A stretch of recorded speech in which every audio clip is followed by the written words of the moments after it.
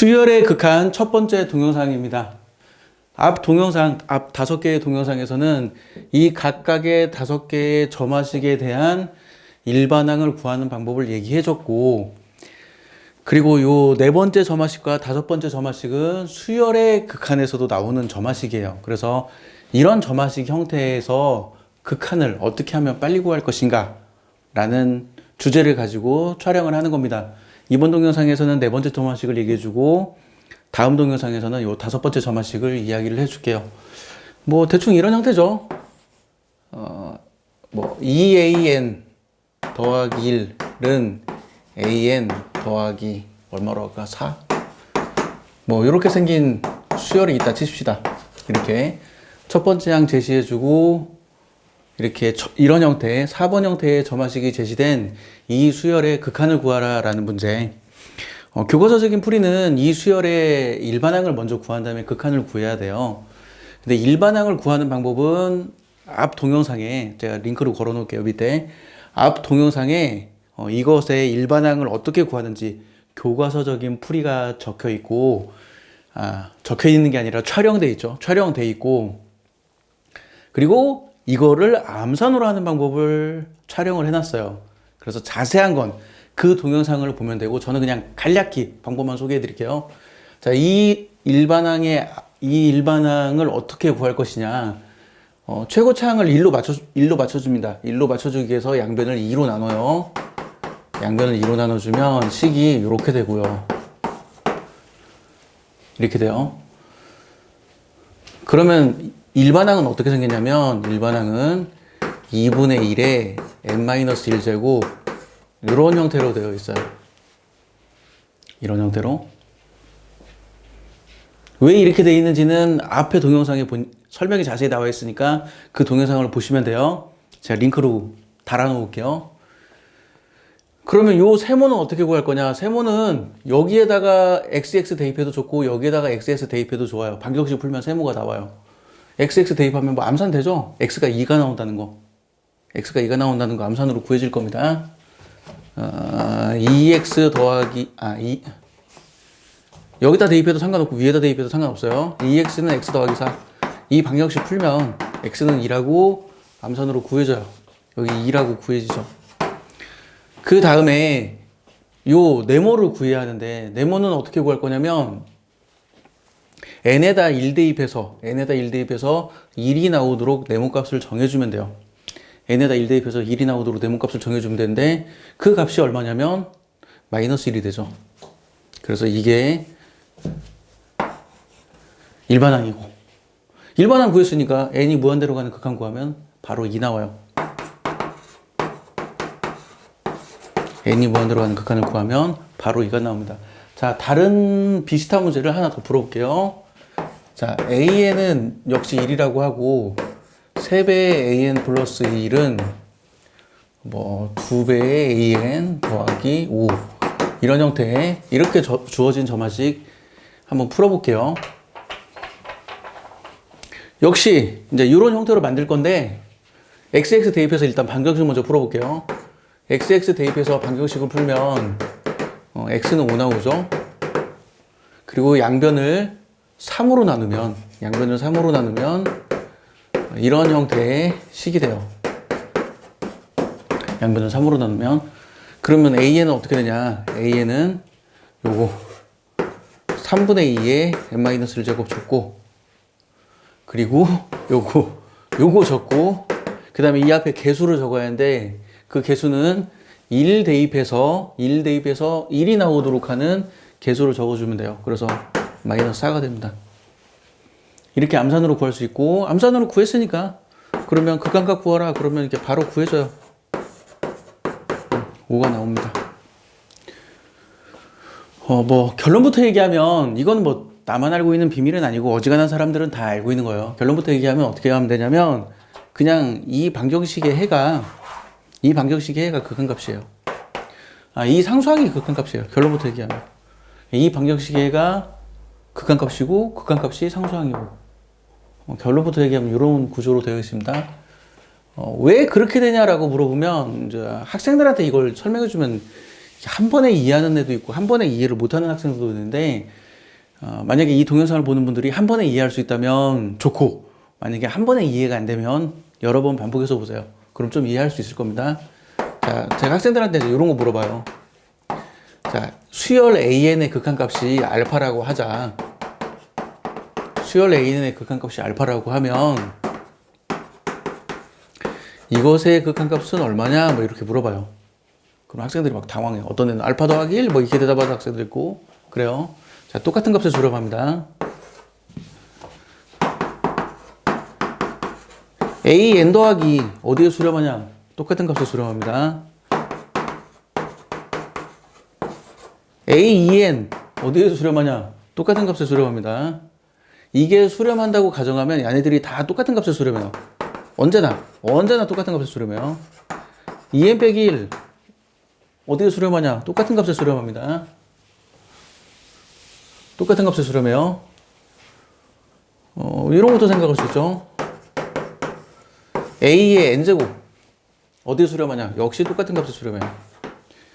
이 학생들이 그러니까 이렇게 얘기했을 때 이걸 한 번에 알아듣는 학생들은 알아듣는데 한 번에 못 알아듣는 학생들은 못 알아듣더라고요. 그래서 제가 그냥 이런 식으로 예를 들어줘요. 예를 들면 뭐 이런 수열 생각할 수 있죠. 뭘로 할까? 이런 수열 생각할 수 있죠. 이런 수열.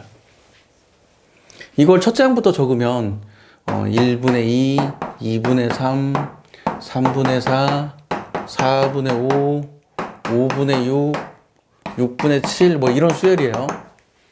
자, 이 수열에서 야는 뭘 뜻하냐면 n에다 1 대입하면 a2부터 나오잖아요. 그래서 둘째 항 2분의 3, 3분의 4, 4분의 5 이 수열의 극한값은 얼마? 그 질문이에요. 똑같은 값에 수렴합니다. 이거는 n에다 1 대입하면 3 나오잖아요. 그래서 셋째 항 3분의 4, 4분의 5, 5분의 6 이 수열의 극한값은 얼마? 똑같은 얘기입니다. 야는 뭐냐면 짝수번째 항 n에다 1 대입하면 2 나오고 n에다 2 대입하면 4 나오기 때문에 두 번째 항, 네 번째 항, 여섯 번째 항 이거 수열의 극한값 얼마냐? 똑같은 값에 수렴해요. 야, 홀수 번째 항 똑같은 값에 수렴해요. 야, 완전 제곱수 번째 항 첫 번째 항, 네 번째 항, 아홉 번째 항, 16번째 항 다 이거 극한값 똑같은 값에 수렴해요. 그러니까 어떤 수열이 수렴하면 그 수열의 일부분으로 이루어진 수열도 똑같은 값에 수렴한다는 사실 요걸 알고 요 문제를 다시 보면 이제 보일 겁니다. 자, 야가 수렴한다고 가정을 하면 이거 괜히 좋네. 수렴한다고 가정하면 양변에 극한 잡아요. 좌변에 극한 잡으면 야가 알파에 수렴한다고 가정했기 때문에 야도 똑같은 값을 수렴해요. 지금까지 했던 얘기 똑같은 값을 수렴해요. 그래서 이 방정식 풀면 돼요. 아, 그럼 극한값이 이네.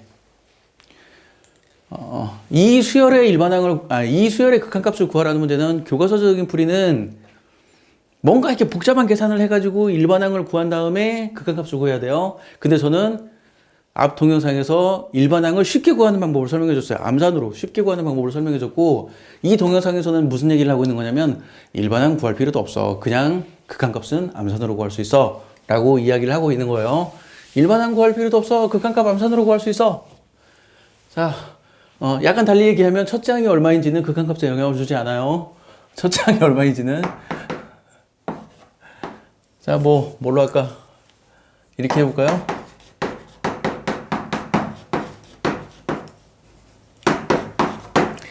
자, 이 수열의 일반항 구하라. 이 수열의 극한값 구하라. 극한값 어떻게 하면 된다고요? 양변에 리미트 잡아요. 리미트 잡으면 수렴한다면 리미트 잡으면 4알파는 3알파 더하기 2니까 알파는 2 나와요. 그래서 그냥 일반항 구할 필요도 없이 극한값은 바로 2가 나옵니다. 자, 일반항 다시 한번 구해볼게요. 이거 일반항 구하려면 양변을 4로 나누면 식이 이렇게 되고요. 일부러 약분 안 했어요. 양변을 4로 나누면 식이 이렇게 되고, 그럼 AN 어떻게 되냐면 4분의 3의 n-1제곱 요런 형태가 되는데, 야는 이미 구했어요. 야는 이미 구했고 야만 구해주면 되죠. 그럼 야는 어떻게 구하냐? 1 대입할 때 n에다 1 대입했을 때 전체가 3 나와야 하니까 여기가 1이면 돼요. 그래서 적을 필요도 없어요. 1 대입할 때 3 나와야 하니까. 이런 식으로 되어 있습니다. 이거 몇 번 연습하면 암산이 돼요. 자, 그 다음에 이제 요런 거 한번 봅시다.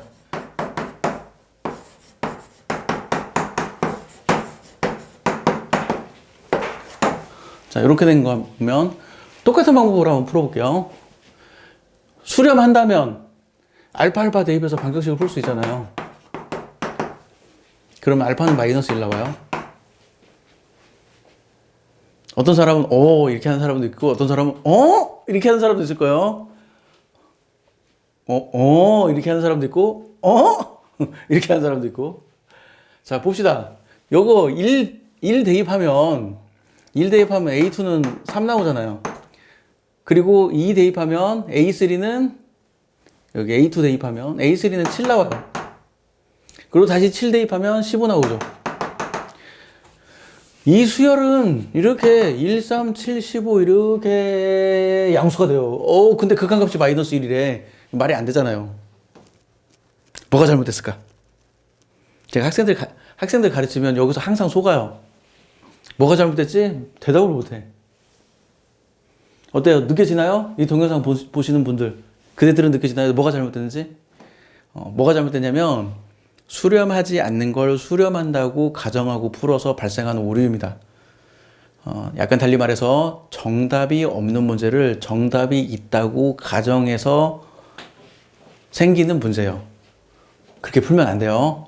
정답이 있을 때만, 수렴할 때만 이 방법이 통합니다. 그럼 수렴하는지 안 하는지는 어떻게 하냐? 그냥 공비 보면 돼요. 공비의 절대값이 1보다 작다고? 그러면 야가 0에 수렴하지. 그러니까 전체가 수렴해. 공비의 절대값이 1보다 크다고? 야는 일반항이 이렇게 되죠. 얼마가 나오냐. 여기 상수항이 마이너스 1이라는 건 똑같고, 여기. 이거까지는 똑같아요. 마이너스 1이네, 여기까지 똑같고, 그럼 첫 번째 항이 1 나와야 하니까, 1 대입해서 전체가 1 나와야 하니까, 여기가 이렇게 2배가 돼야죠. 이게 일반항이에요. 그럼 A에는 이렇게 생겼는데, 실제로 N에다 1, 2, 3, 4 대입하면 이거 나오죠. 그럼 이거는 발산하는 거잖아요. 발산하는 것을 수렴한다고 가정하고 문제를 풀었기 때문에 오류가 발생하는 겁니다. 그래서 이런 류의 문제에 극한값을 구할 때는 요거 R, 최고차항을 1로 맞췄을 때 1로 맞춰야 돼요. 1이 아니면 1로 맞춰줘야 합니다. 최고차항을 1로 맞췄을 때 이 공비의 절대값이 1보다 작으면, 정확히 말하면 좀 더 정확한 표현으로는 이거죠. 좀 더 정확한 표현으로는 이건데 지금 이 문제에서 R이 1인 건 다루지 않아요. 왜 그러냐면 R이 1이면 등차 수열이기 때문에 다루지 않아요. 다루지 않습니다. 그래서 공비의 절대값이 1보다 작다라고 얘기하는 거예요. 공비라는 말을 하려면 이게 1이면 등차 수열이 아니기 때문에 공비라는 말을 할 수가 없어요. 그래서 공비의 절대값이 1보다 작으면 야는 수렴하고 첫 항에 관계없이 수렴합니다. 수렴하고 그리고 첫 항에 관계없이 극한값은 똑같아요. 야는 공비의 절대값이 1보다 크기 때문에 발산해요. 야는 공비의 절대값이 1보다 작기 때문에 수렴합니다. 그래서 이런 형태, 4번 형태의 점화식을 봤을 때는 첫 번째로 확인할 게 공비를 확인해라. 공비의 절대값, 이게 1이면 등차 수열이니까 당연히 발산하고, 이게 마이너스 1과 1 사이라면 공비의 절대값이 1보다 작으면 수렴하니까 그냥 XX 대입해서 방정식을 풀면 돼요. 혹은 알파 대입해서 방정식을 풀면 돼요. 그러면 그게 바로 극한값이 나오고, 그리고 그 극한값은 일반항 구할 때 상수항이랑 똑같습니다. XX, 이거는 공비의 절대값이 1보다 크기 때문에 XS 대입해서 푸른 그 값이 극한값이 아니에요. 이건 공비의 절대값이 1보다 크기 때문에 발산해요. 발산하니까 이게 극한값이 아니에요. 하지만 이게 상수항이라는 사실은 똑같아요. 그래서 이게 상수항이지만 수렴하진 않아요. 왜 그러냐면 공비의 절대값이 1보다 크니까 수렴하진 않고 발산한다. 야는 공비의 절대값이 1보다 작으니까 수렴한다.